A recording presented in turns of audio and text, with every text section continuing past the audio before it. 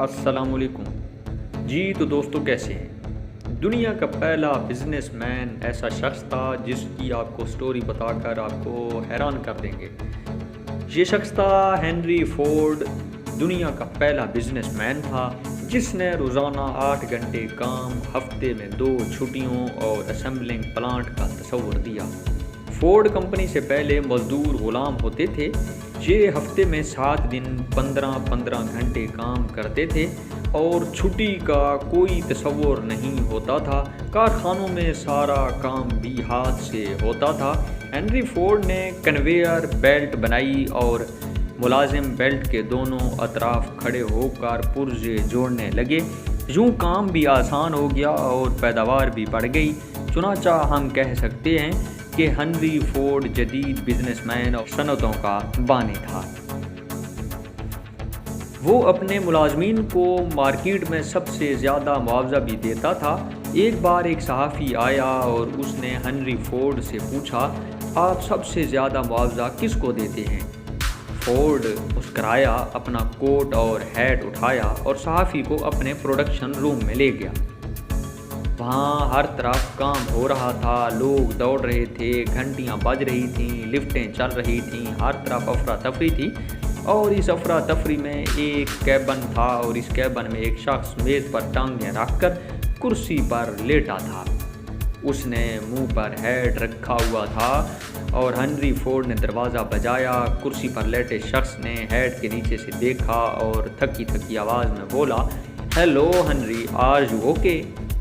Henry Ford मुस्कुराकर हाँ में सर हिलाया, दरवाज़ा बंद किया और बाहर निकल गया। सहाफ़ी हैरत से ये सारा मंजर देखता रहा। फोर्ड ने हंसकर कहा, ये शख्स मेरी कंपनी में सबसे ज़्यादा मुआवजा लेता है। सहाफ़ी ने हैरान होकर पूछा, ये शख्स क्या करता है?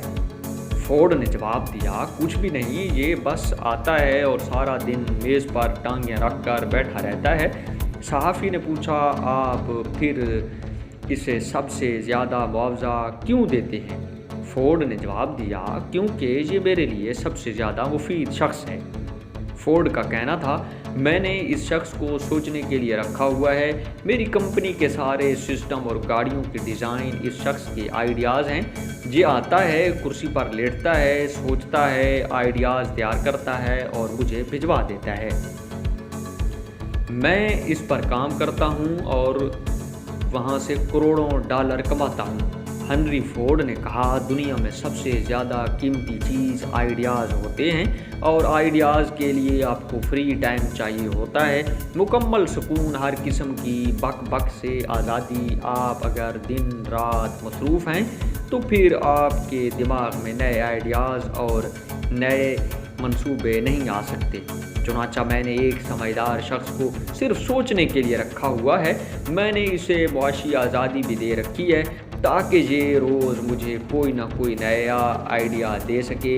सहाफ़ी ताली बजाने पर मजबूर हो गया।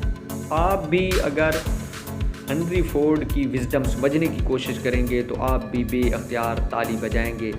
इंसान अगर मज़दूर या कारीगर है तो फिर ये सारा दिन काम करता है, लेकिन ये जूं जूं ऊपर जाता रहता है, उसकी फुर्सत में इजाफा होता चला जाता है।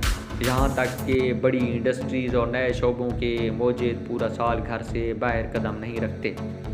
मैं अपनी बात की वजाहत करने के लिए आपके सामने कुछ मिसालें रखता हूँ।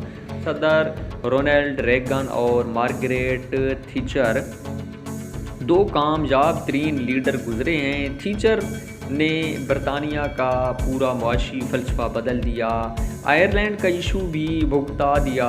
ये 11 साल वज़ीर आज़म रही, आयरन लेडी कहलाई।